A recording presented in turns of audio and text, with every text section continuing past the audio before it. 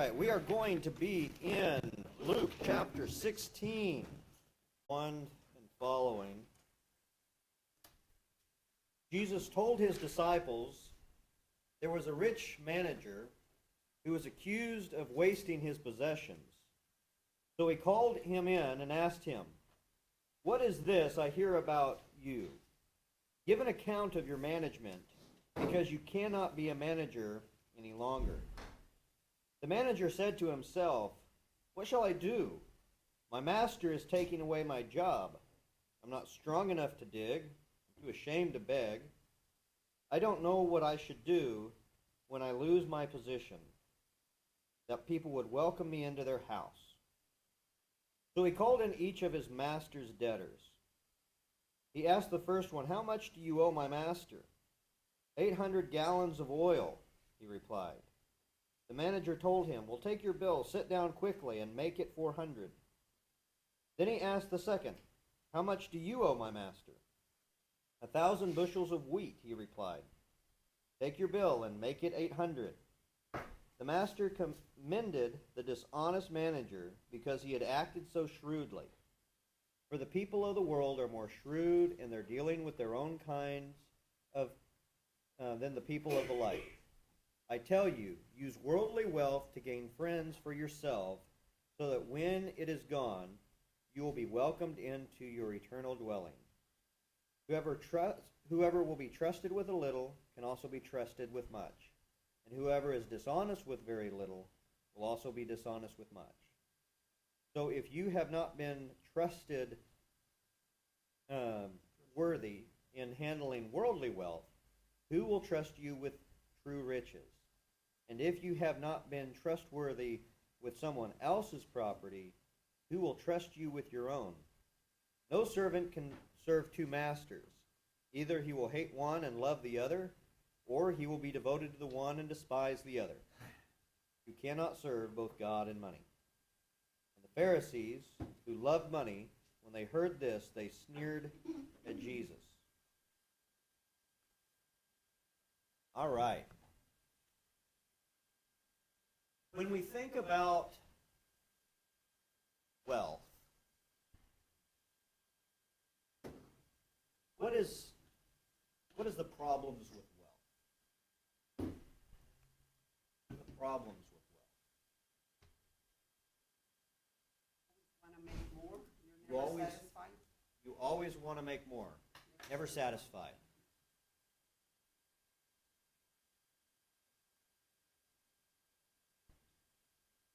Don't use it to help others. What good is it?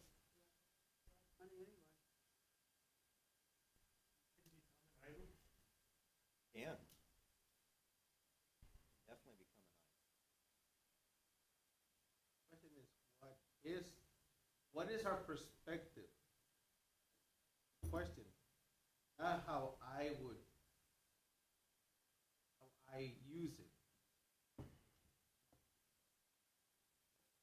Because usually, as you grow, it's always, why does the other guy have more money than I do? Why is the other person more wealthy than I? Always been that problem. Why do they always have more than I do? Because you're talking about wealth, not making wealth, not making money. Someone already has it. Right. Wealth tends to be one of those things that you're born into. It's rarely something that you're able to work your way into. Some people do, right? But if you work, You have new money and old Just a money. minute, Mike.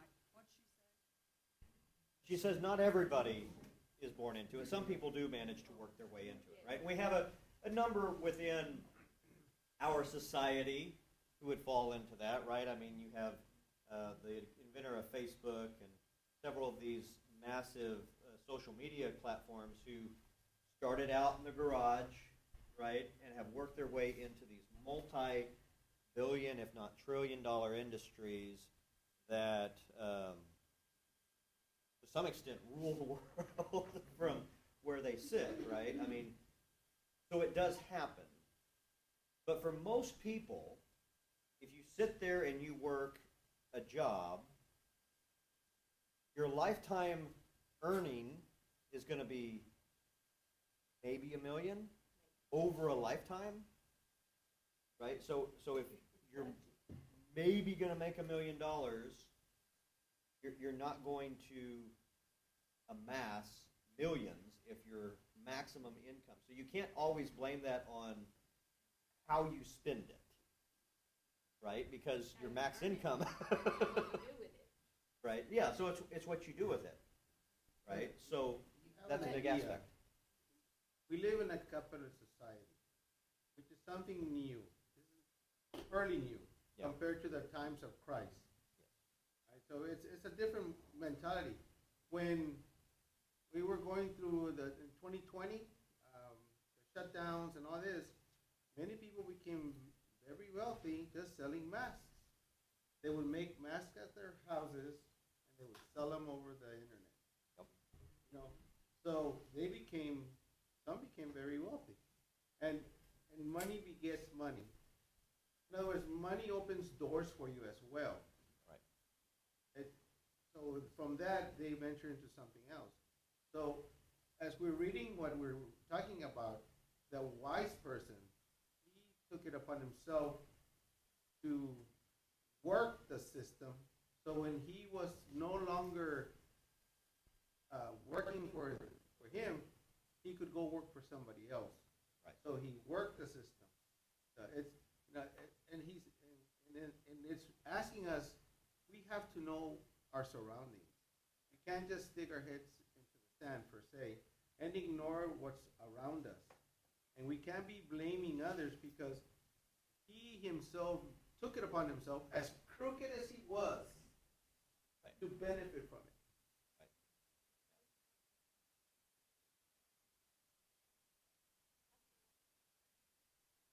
We can hear you back. Yeah.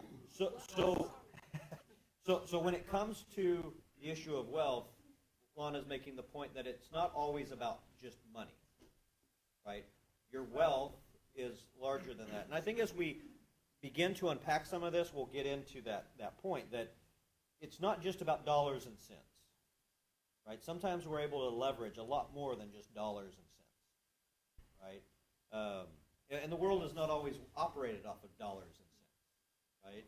Sometimes it's, okay, well, I got a chicken, right? I mean, it wasn't that long ago on Little House on the Prairie that the poor doctor was being paid in eggs and chickens, right? I mean, not that there wasn't dollars even then, but that's not the only way. Now, before we get any further into this, what is the context into which we're looking here?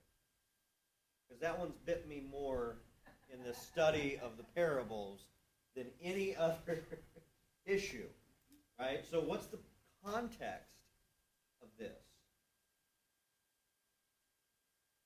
Who do we serve?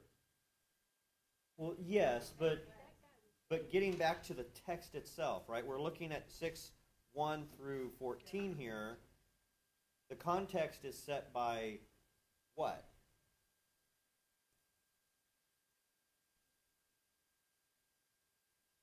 Right, he just told parables in 15, right? And we look.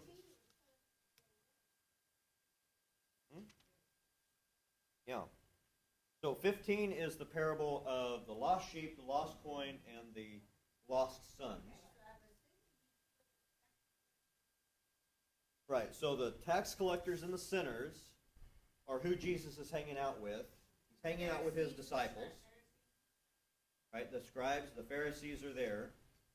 Jesus has just responded to their judgment of him. Right, so that's the context. We have not changed that context. Now, who is Jesus addressing directly?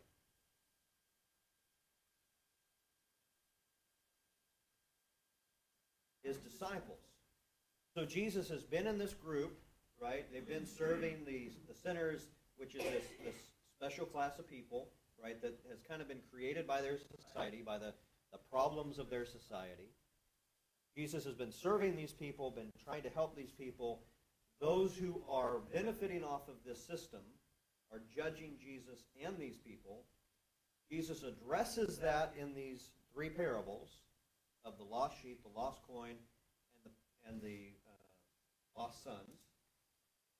And then Jesus turns and he begins to speak to his disciples. Now, we know because of the end of this, who is within earshot of Jesus saying all these things to his disciples? The Pharisees. The Pharisees. All right, so that's the context out of which we're talking. Jesus has just finished telling these three parables to the crowd, specifically to these Pharisees who have raised this objection to Jesus' ministry to the least of these. Right? He then turns his attention to the disciples, but Jesus is well aware who's listening in. The Pharisees. Right? And he addresses this odd issue, this sensitive issue of money. Right? Because it is a sensitive issue, isn't it? And I think one of the reasons it's a sensitive issue is because it doesn't matter who we are or where we are or what time frame we're in. When we talk about wealth and being well off, we're all going to have different standards, aren't we? Right? What I mean by wealthy might be something totally different than what you mean by wealthy.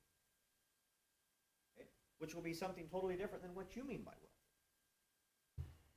Right? Because we can look at it in dollars and cents. Right? But what you need to live on in order to live comfortably will be very different than what somebody else would need to live comfortably right now. Due to life stage, due to difficulties in the past, right? And things you've learned and blessings that you want, right? And all these things play into this, right? So somebody who makes, I'm going to just pick a random number out of the sky, $200,000, to some of us might be extremely rich. But if you go and you look at the taxing system, it's like, that's just kind of like, so long as they have dependents and they're in a family, that's like middle class, right? Talking not just like an individual, I'm talking like a family, right?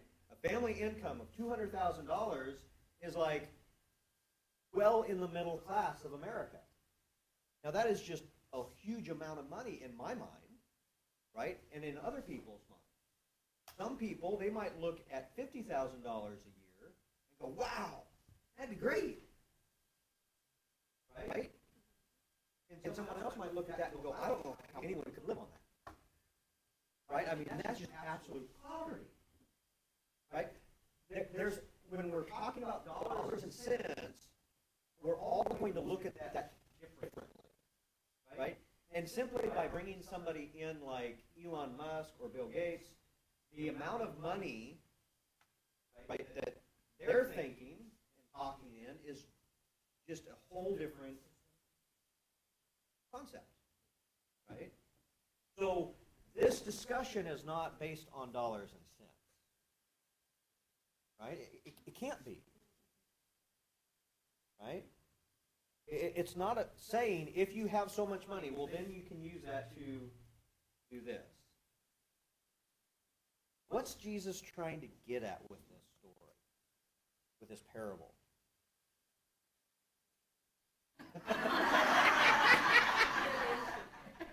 Well, you're supposed to tell me because I don't know either. The guy went behind the manager's back and he cut everybody's bill there, you know. Right. He was dishonest on the thing there.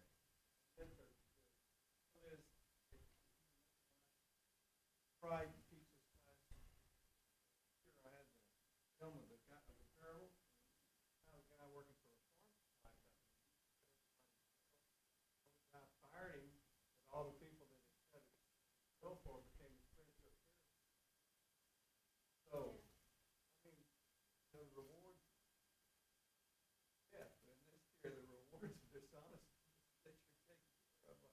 Right. You know, so I'm a bit confused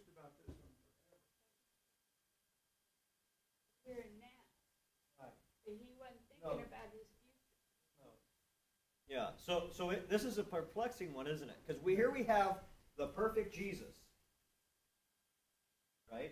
Here we have the perfect Jesus talking about somebody committing fraud,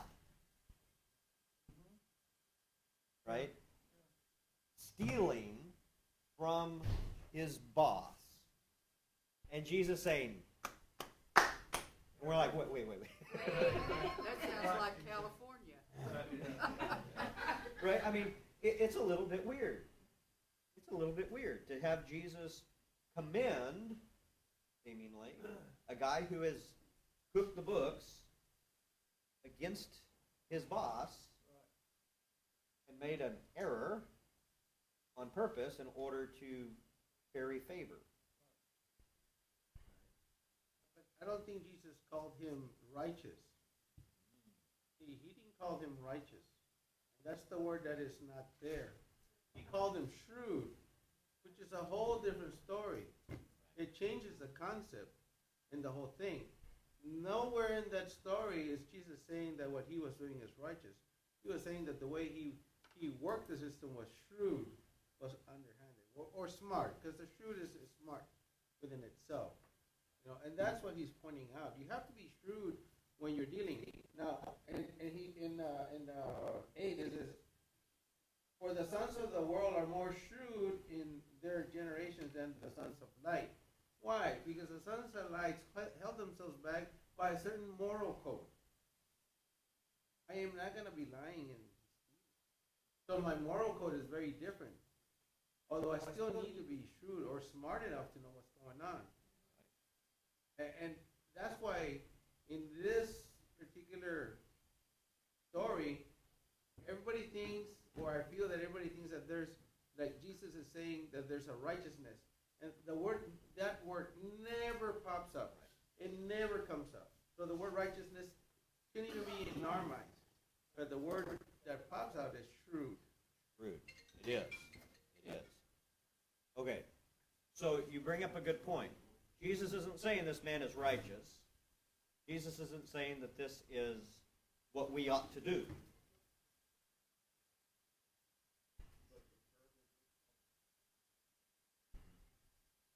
Right.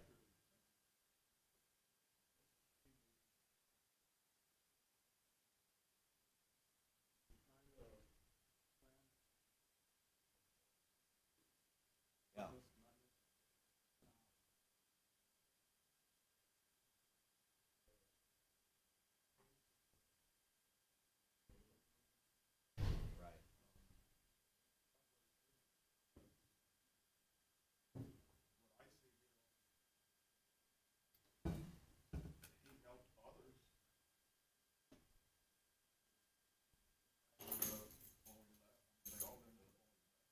Right.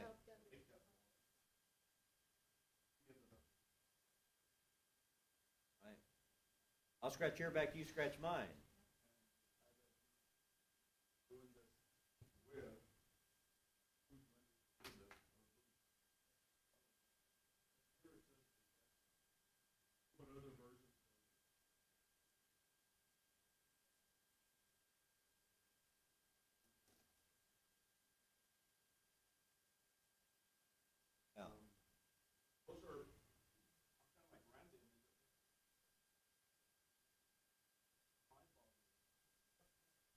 Tough nut to crack.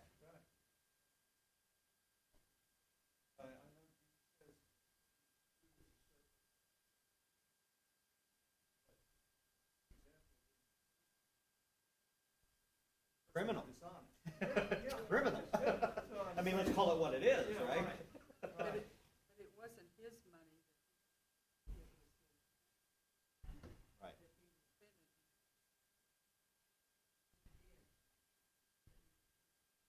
Right. Right. And he lost his job in part because of his, right. Not because of his shrewdness necessarily, but because of his unhonest management. Right? So he was helping himself out of the income that he was getting, right, out of what he was managing. And you understand this very well because as an accountant, right, you're constantly managing, or have most of your life been managing large amounts of funds, right? When you're dealing with a business account, you're dealing with much larger numbers than you are on a personal level, right? So it can begin to feel, oh, well, they won't miss that $2 or that $20 for lunch or whatever because, I'm dealing with millions upon millions of dollars, right? But all those add up, right? So he gets his job is taken away because of his selfishness in not managing these funds properly, not managing these accounts properly. I think everybody knew about this though, because that's the problem that the tax collectors had Right. with. Everybody knew that the tax collectors took some for themselves from what Rome asked, right?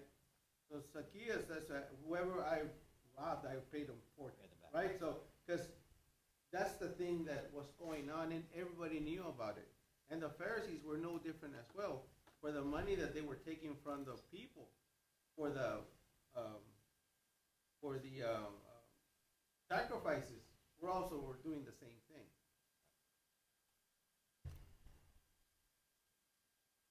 You guys probably all know about money power also. Well, he was an elder at the church, Blackwell.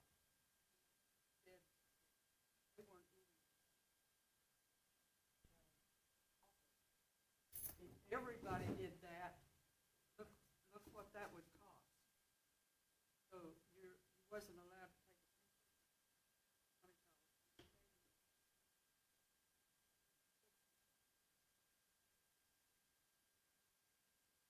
power. Now, let's drill down here for a second and let's get at the heart of the motivation of the shrewdness of this man. He is utilizing everything at his disposal for what end? His own. For his own benefit, for his own ends. Right? So when he has access to the business account, he's taken pens, he's taken paper because it's for his own benefit. Right? When he calls in these large accounts and he says, hey, let's cut your bill in half, let's take a third off your bill, he's ferrying favor for his own benefit. Right? So when we think about the people of the world and their dealings with finances, they act shrewdly for what end? Their own ends, for their own benefit. Right? How can I pad my pockets? How can I get that promotion for my sake? How can I come out on top in this situation? Because it's a dog-eat-dog world out there, and whoever can stab whoever in the back and crawl on the other person gets to the top.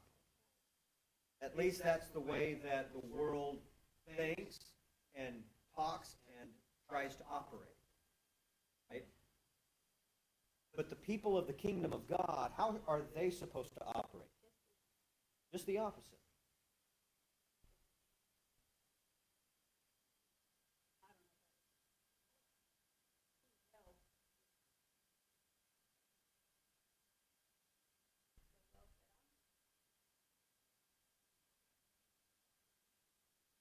I don't behave here, I'm not gonna make it there. Right. So, I think anybody in here, $1 is.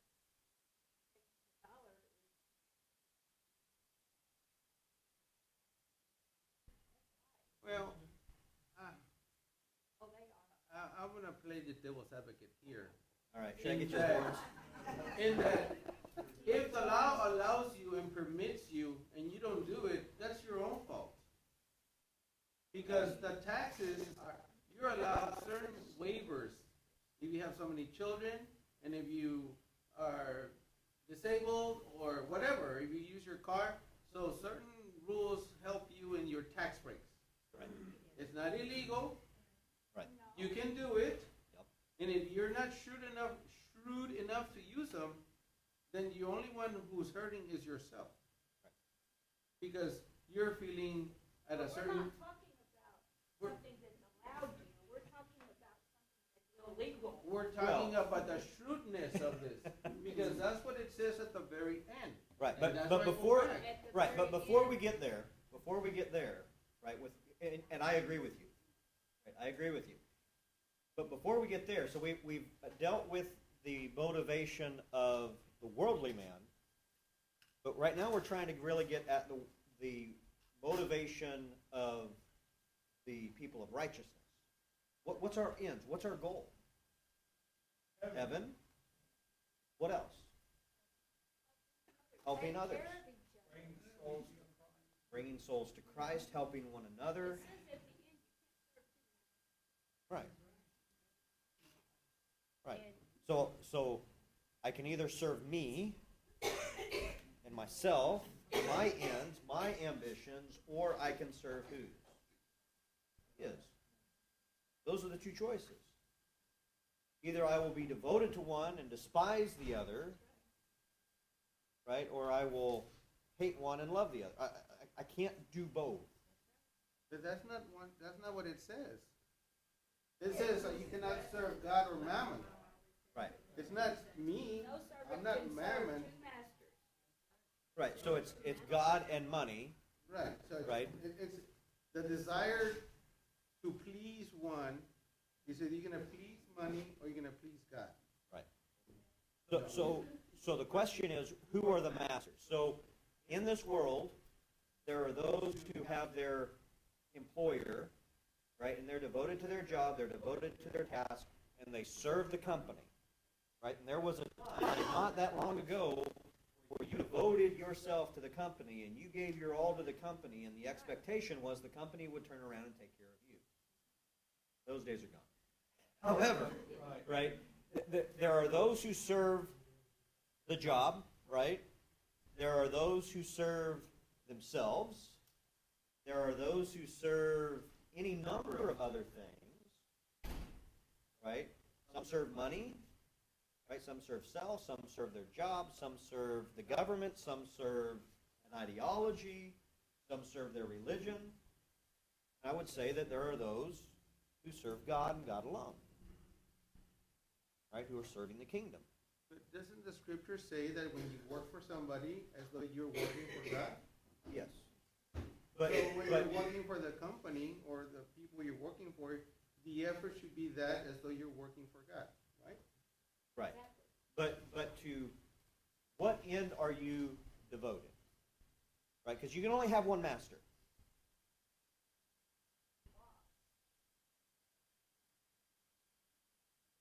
Right? So if you're working as to the Lord in your job, right? And your boss comes up to you and says, "Hey, you know, let's take some of that used oil and let's dilute the oil we have so that we can make it last longer." That's going to help our bottom line, Sounds good. right? So let's do that in order to help the bottom line, you know, and you, if you take the logic that I'm going to serve you like I serve the Lord. My boss says do this thing that is unethical, that is unhelpful to the customer, that is wrong, but I'm going to do it because the boss said to do it, and I'm going to do it wholeheartedly because I need to serve him as I serve the Lord. That motivation is wrongly placed, right? Eventually, my motivation is actually my devotion to the boss. Whereas if my devotion is to the Lord, and I'm going to serve him as I serve the Lord, if he comes to me and says, "Hey, I want you to do this thing that's illegal," my devotion to the Lord comes first, and it says, "I can't do that. That's wrong."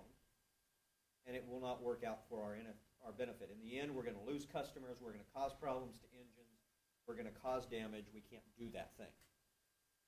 I understand what you're saying, but we're coming back to the very beginning when we said that we serve one or the other. But when we're serving our employer, what I mean is that we are supposed to give our all.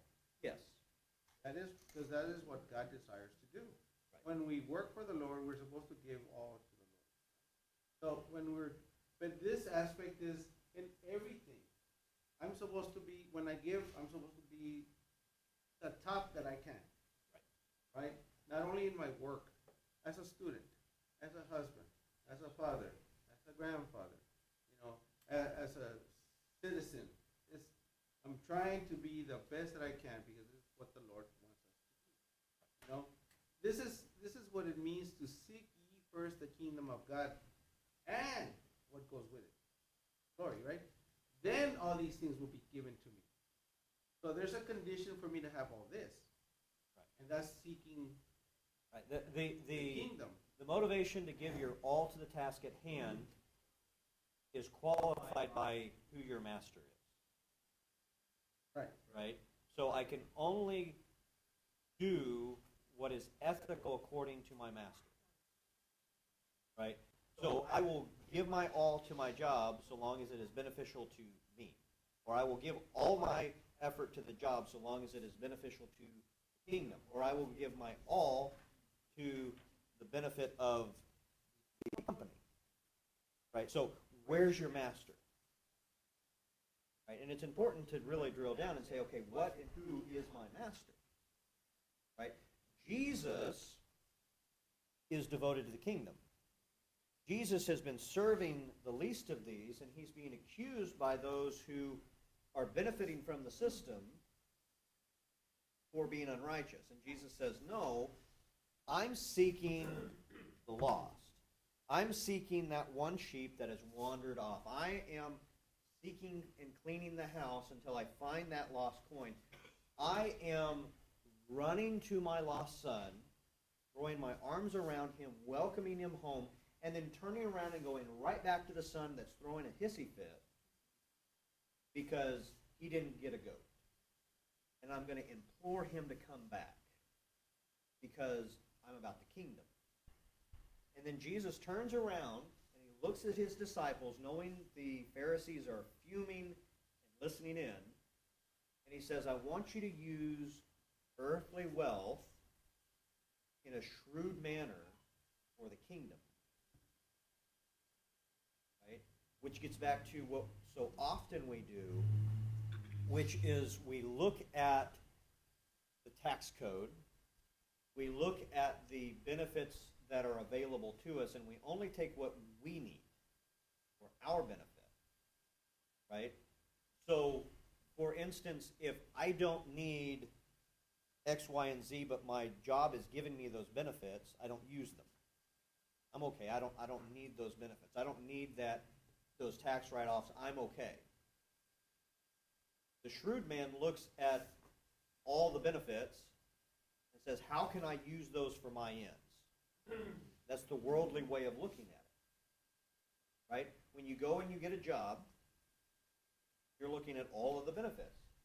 Retirement, what's the days off, is there child care, how are you investing in my retirement? Like, all these things, right, are part of the job package. And if you don't need one of those things, the question is, okay, well then how can I use that for my ends? Right? How can I use that benefit for my benefit? But if you're part of the kingdom, how do you act shrewdly? Right? Because we know how the world uses this in shrewd ways. Right? And often it presents itself in a unethical and unlawful way. Right? So something in current news would be you're in the know about something that's going down, whether it be a conflict that's coming up, or whether it be a vote that's coming up that's going to affect a business sector, and you invest or you divest or you gamble and you place wagers with insider knowledge so that you benefit. Right? It's against the law, it's unethical, it's wrong in every way, right? But you're using your insider knowledge in an unethical way in order to benefit self. Pelosi still got away with it. Martha Stewart did So not that's- do that. She did. She did. And it didn't matter how beautiful her cake was, right? Or how perfect her flower arrangement was. She still had to go to jail. No. She did I time. don't think she did. Pelosi didn't really go to hard jail. prison. I've She did time. got a comment. Okay. Right. Yep. R-Y-R-I-E. Wait, verse 16:8 under the, says acted shrewdly. Says what is commended is the ingenuity and not the dishonesty of the steward in using his present opportunity to prepare for the future. Likewise, the believer should use what he has in his life in the service of God in order to assure his success. Also continues early wealth as far as the definition. Money and other material possessions. We should use money wisely, never dishonestly, to help win people so that they will welcome us. So, I don't know if it says any light on it, but I think that the fact that this guy is actually stealing from his employer takes away from the Right. It's the complicating factor, right? And as soon as I bring up the unethical things that those in positions of power and authority are doing, we're like, whoa, we can't be doing that because it's unethical. Okay, yes. I know that. Jesus knows that. Jesus isn't saying be an insider trader, Yeah. right? But the shrewdness, right? Using everything you have, everything you can leverage in order to benefit oneself. Okay? Think about the last two lessons we've looked at the last 2 weeks. What is the difference between pride and humility? Pride is a focus upon oneself. Humility is not a low view of oneself. Humility is a other focus, right? So if we take that concept and we apply it here, a proud view or a unrighteous view of worldly finance, of shrewdness, is how can I leverage everything in my power for my own benefit? A kingdom view is how do I leverage everything in my power for his benefit? Not the unethical part, not the stealing part, right? But how do I manage all of the resources I have at my disposal for God?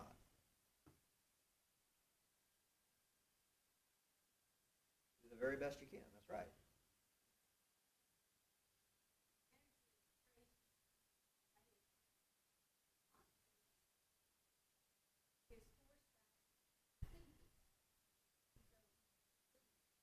Yeah, he's planning for the future. So, yeah. Leveraging your opportunities isn't just for the right here and right now, right? Sometimes it's beneficial to give up a couple kernels of corn that maybe I could feed somebody with in order to put them in the ground so that in the future I have additional ears of corn to then feed people with. Right? And as we're probably either having our gardens come up or we're getting ready to plant our garden, that's on our mind. Right? We take a little bit of a hurt now in order to put that in the ground in order for it to produce something later. Now, in our world today, that is true of our money to some extent, right? You can whirl a little bit away now. You can put that in a 401c3 or whatever, and you can, eventually, apparently it grows, right? Apparently. Right? You put it in a CD, and it grows at 3% interest or whatever, and right, and it eventually comes to fullness, right? Now, I'm not saying that's bad, right? That's not bad, right? That's utilizing the resources well, with shrewdness and knowledge and foresight.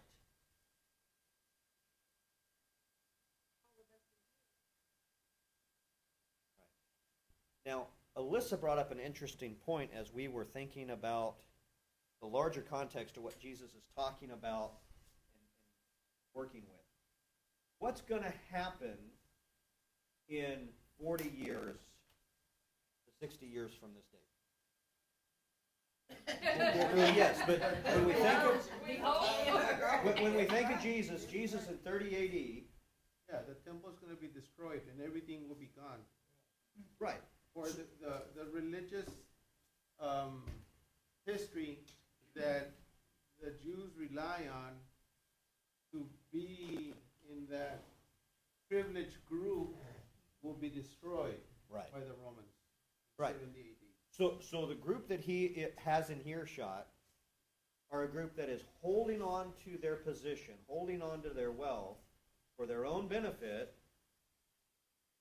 And then, like another parable that Jesus tells of a man who has a wonderful, bountiful crop, and he looks at that and says, I need to tear down my barns and build bigger ones. Right? And Jesus says, you foolish man, don't you know your life is going to be demanded from you? Well, Jesus is looking at a generation that is going to pass away with nothing. Absolutely nothing. Everything's going to be taken away. The Romans are going to come in. They're going to tear down the temple. They're going to carry everybody off. Jerusalem is going to be flattened. All of the wealth and power and prestige is going to disappear. Now, if you read everything that Jesus says and the disciples teach and the early church is advocating for when it comes to poverty, in light of the fact that so many are going to lose everything by the end, how foolish is it for them to be holding on to it so much, hoping for their own comfort, when they could be shrewdly looking towards the future in how do I help others? How do I use this in order to win others and foster those relationships, foster those connections for the benefit of the kingdom? But what benefits the kingdom benefits you as well. Yes. See, so at the end of the day, it's still about me. How am I going to get in heaven? Right? Because isn't that where we want to go? Well, And how am I going to get there if I don't work at it myself? Yeah, Jesus, he died on the cross, but if I don't take of that, how am I going to get there? Now, once I've taken of that, how do I maintain it and keep it? So how do I foster growth? And again, it's benefiting me as well. it is, but it goes back to what we've been talking about the last 2 weeks. And this is the shrewdness part too. Do I read? Do I meditate? Do I pray? Because this is part of the shrewdness in order for me to stay in the... See, and that is the comparison of the person telling them, don't pay it off. That's the shrewdness. My shrewdness as a believer is me reading, me finding ways to read, me finding ways to grow. Because a lot of people don't even want to use this new stuff. I don't understand those words. They're not even willing to look in a dictionary to see what those words is. So where is that shrewdness part? How can I share the word of God with others when I myself am not growing or seeking ways to grow? What is my shrewdness in the kingdom to spread the kingdom? It benefits me as well because the growth is me and it keeps me within the kingdom, which allows me to enter heaven. The issue that we have to get in line here is when we think about the way that the world operates, it's all about me. Jesus comes along in the Sermon on the Mount and says, that's backwards thinking. The real way that the world works is when you put God and others first, you're taken care of, because what you just said is true. When you take care of others, others take care of you. When you put the kingdom first, you're taken care of as well. Which goes back to what we studied the last 2 weeks, which is when your focus is on pride or on self, then you fail.